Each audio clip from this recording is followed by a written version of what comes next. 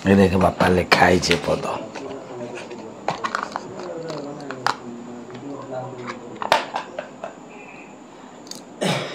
तो बाबा एठी तांकर सीक्रेट नोट बाहर कले देखिबा बाबा के सीक्रेट नोट रे कौन लिखा अछि धूसर दिशिव मही कला पड़ी जीव अमर गणक धाड़ी मर्त्य को लागिव अमराधि बट तले चहटिव लीला अयोध्या लगी युद्ध अनर गला माने अयोध्या मंदिर जेबेठू या आस्ते आस्ते कली मंजीटा पोता से अयोध्या मंदिर को ही भित्ति करी युद्ध आरंभ ये आरंभ हो को बट लिखा है धूसर दिशिव मही कला पड़ी जीव अमर गणक धाड़ी मर्त्य को लागिव बापा ये जो अमर गण बोली क्या को आमे बुझिबा अमर गण ये जो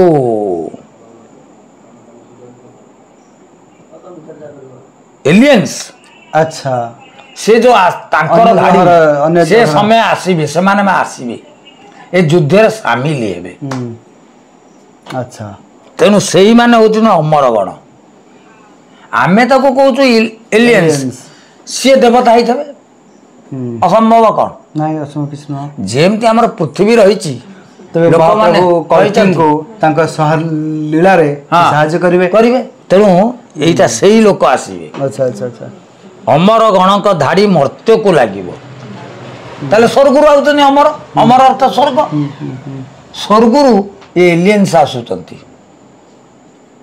महापुरुषटी परिष्कार अमराधि बट तले गोटे अमराधि बट अच्छी कोट थी निश्चिंत तले चहटिव लीला से लीला चहटिव अयोध्या लगी युद्ध अनर गला शिवकल्प नवम खंड निर्घंट शिवकल्प लिखा अछि हाँ ए पदटा तेणु ये सब बापा रही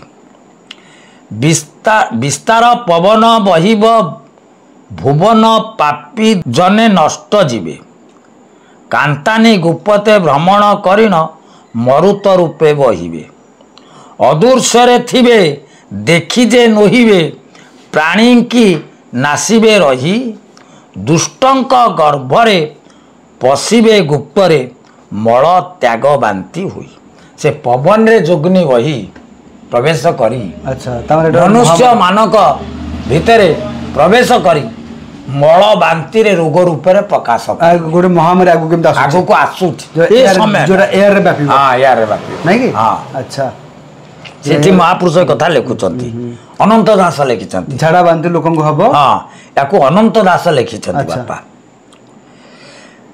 विस्तार पवन बहिब भुवन पापी जने नष्ट जीवे कांतानी गुप्पते भ्रमण करिन मरुत रूपे बहिबे अदूर्षरे थिबे देखी जे नोहिबे प्राणी की नासिबे रही से अदूर्षरे थाई कि दृश्य हेबे नहीं प्राणी मान को नाश से पवन भीतर प्रवेश करथिबे कौन करिवे दुष्टंक गर्भरे पशिबे गुप्तरे दुष्ट मानक लोक मानक गर्भरे प्रवेश करिवे मल त्याग बांति हुई मल और बांति की से प्रवेश करिवे लहरी पवन हेला ठारू पुण आसक्त लोके लोक के होइबे होइबे कुड़ कुड़ होई पड़िबे से मही बहु जन नष्ट जीवे अच्छा थरे जनसंख्या ह्रास पाइबो हां बहुत लोक मर जीवे हां हां केबे ऐसे आसीबो कि लिखा छै कोइ से अंक बापा से भली केबे आसीबो कि अंक कि सेमति लेखा नाही चुंबक आगत भविष्यत मालिका अनंत कर चुंबक मालिका लिखा छै चुंबक आगत आगत भविष्यत मालिका अच्छा द्वापर जुगरे भारत युद्ध रे जेते मरी थिबे रही द्वापर जुग जो भारत युद्ध होइतला जेते हां महाभारत जेते मरी थिले रही से सब जन ए मर्त्य भुवन भक्किबे से महामाई से जो मरी थिले भारत युद्ध रे जेते जन से जन्मई थिबे ताकू महामाई शेष करिवे अच्छा आहुरी सूचक जानी थारे सुत ଅଦୃଶ୍ୟରେ ଥିବେ ରହି ଯେତେବେଳେ ଦୃଶ୍ୟ ଦିବ୍ୟ ନାରୀ ବେଶ ନାଶ କରିବେ ସେ ମହି। ଆଉ କେତେକ ଥିବେ ଅଦୃଶ୍ୟରେ ଥିବେ, ଯେତେବେଳେ ସେ ଦୃଶ୍ୟ ହେବେ ସୁନ୍ଦରୀ ସ୍ତ୍ରୀ ରୂପରେ କ'ଣ କରିବେ? ଅପୂର୍ବ ସୁନ୍ଦରୀ ସେ ଦିବ୍ୟ ନାରୀ ଦେଖିନ ଲୋଭ କରିବେ। ଅପୂର୍ବ ସୁନ୍ଦରୀ ସେ ସ୍ତ୍ରୀ ହେଇଥିବ, ତାକୁ ଲୋକମାନେ ଦେଖିକି ଲୋଭାଗ୍ରସ୍ତ ହେବେ। ଛୁଇଁଲା ମାତ୍ରକେ କୁଡ଼ କୁଡ଼ ହୋଇ ଭୂମିରେ ଟଳି ପଡ଼ିବେ। ଆଚ୍ଛା, ତାଙ୍କୁ ଛୁଇଁଲା ମାତ୍ରକେ ସେ ମରିବେ। ଏହାକୁ ଅନନ୍ତ ଦାସ ଲେଖେ, ଖ ପୋଥି ଅନନ୍ତ। ପର୍ବତ ପଡ଼ିବ ତଳେ କଚାଡ଼ି, ପାହାଡ଼ ସବୁ ଭାଙ୍ଗିଯିବ। କୋଠା ବାଡ଼ି ମାନ ପଡ଼ିବ ଗଳି, ଭୂମିକମ୍ପ ହବ। ବର୍ତ୍ତମାନ ହଉଛି ନିଆଁରୁ ବଳିବ ଖରାର ତାତି, ଟେମ୍ପରେଚର ବଢ଼ିବ, ତାପମାତ୍ରା ବୃଦ୍ଧି ପାଇବ। ନଈ ନାଳ ଶୁଖି ଫାଟିବ ମାଟି, ପହଣିବ ନାହିଁ ଘାସ, ମାର ସ୍ତନରୁ କ୍ଷୀର ଶୁଖିଯିବ, ଜୀବଟି ପୁତ୍ର ସାହସ।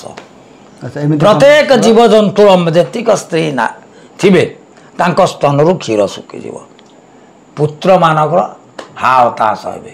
ଏ ସମୟ ଆସୁଛି। ୟାକୁ ଲେଖିଛନ୍ତି ଅଚ୍ୟୁତ ଏ ପଦ। କୋଉ ଗ୍ରନ୍ଥ ଏଟା? ଏଇଟା ହେଲା କୋଉ ଗ୍ରନ୍ଥଟା ନାଁ ଦେଇନାହିଁ ବାପା।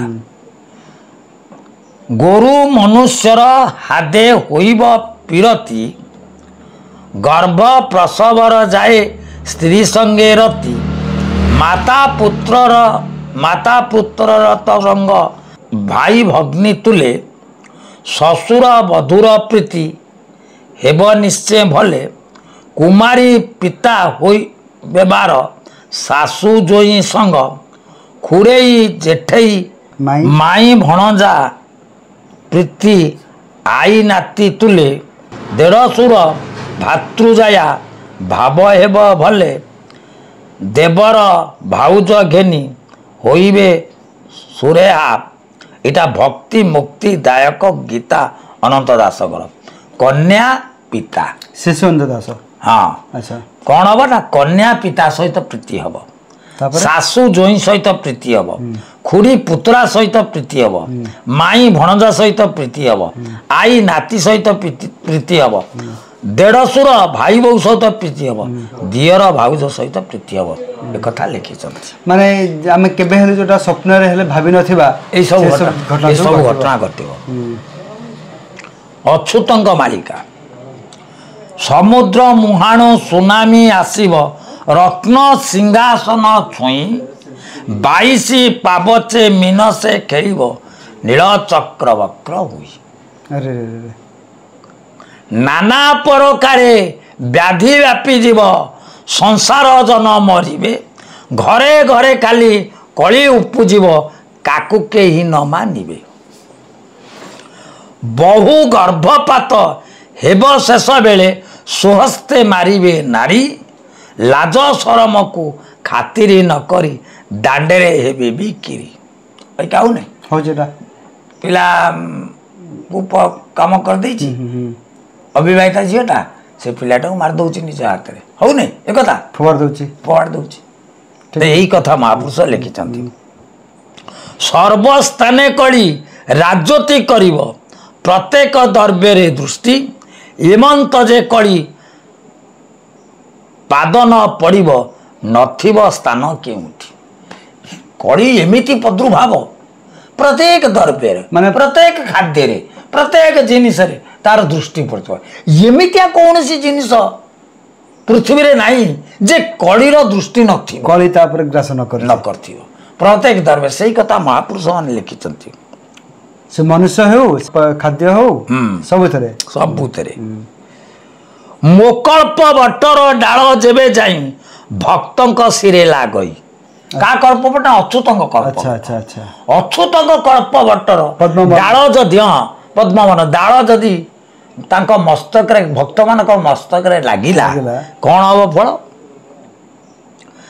ଜାଣିବୁ ଆଉ ବେଶୀ ଡେରି ନାହିଁ, ଆଉ କଳି ଶେଷ ହବାକୁ ବେଶୀ ଡେରି ଆସି ପହଞ୍ଚିଲାଣି। ଜାଣିବୁ ଆଉ ବେଶୀ ଡେରି ନାହିଁ, କଳି ଯିବ, କଳି ଛାଡ଼ି ଯିବ ଭୁଇଁ। ଏ ଭୁଇଁକି କଳି ଛାଡ଼ିକି ଚାଲିଯିବ। ପଦ୍ମବନ ନେମାଳ କଥାଟା କୁହାଯାଇଛି, ଏ କଥା କୁହାଯାଇଛି। ସେବେଳେ ଭୈରବୀ ଡାକ ଯେ ଛାଡ଼ିବ ଚାରି ଦିଗ ଚମକାଇ। ସେ ବେଳରେ ଭୈରବୀ ଡାକ ଦେବ, ସେ ଡାକଟା ଚାରି ଦିଗକୁ କମ୍ପେଇ ଦେବ। ଶୁଣାଯାଏ। ଲୋକମାନେ ସେ ଡାକ ଶୁଣିକି ଚାରି ଦିଗର ଲୋକମାନେ ଯିଏ ପାପି କରିବ ସେ ଠକ୍ ଠକ୍ ମରିଯିବେ, ଭକ୍ତଙ୍କର କିଛି ହେବନି। ଭକ୍ତ ବିନା କେହି ବଞ୍ଚି ନ ପାରିବେ, ପାପୀ ମାନେ ନାଶ ଯାଏ। ଭକ୍ତ ବିନା କେହି ସେ ଭୈରବୀ ଡାକରୁ ବଞ୍ଚିପାରେ। ବର୍ତ୍ତମାନ ତ ଭୈରବୀ ଡାକ ଆରମ୍ଭ ହେଇଗଲାଣି। ବର୍ତ୍ତମାନ ଯେଉଁ ଭୈରବୀ ଶବ୍ଦଟା ଆସୁଛି ଆଜି ପର୍ଯ୍ୟନ୍ତ ଭାରତର ବୈଜ୍ଞାନିକ ମାନେ କୌଣସି ବୈଜ୍ଞାନିକ ମାନେ ଜାଣିପାରୁନାହାନ୍ତି ସେ ଶବ୍ଦଟା କେଉଁଠୁ ଆସୁଛି। ସେ ତ ଆରମ୍ଭ ହେଲାଣି। ଠିକ୍ ଠିକ୍। ମା ଯେତେବେଳେ ବିରଜା ଡାକ ଦେବ, ଯେତେବେଳେ ସେ ଡାକରେ ଚାରି ଦିଗକୁ ଶୁଭିବ, ଚାରି ଦିଗରେ ଭକ୍ତ ବ୍ୟତୀତ ଅନ୍ୟ ଯେଉଁ ଲୋକ ଗୁଡ଼ାକ ଥିବେ ନାଶ ହେଇଯିବେ। ଏଇସବୁ ବାବା ଲେଖା ଅଛି। ପାପୀ ମାନେ ହଁ। ଆଚ୍ଛା ଆଚ୍ଛା, ଯାହା ହଉ। ତେବେ ବାବା ଆପଣଙ୍କୁ ବହୁତ ବହୁତ ଧନ୍ୟବାଦ।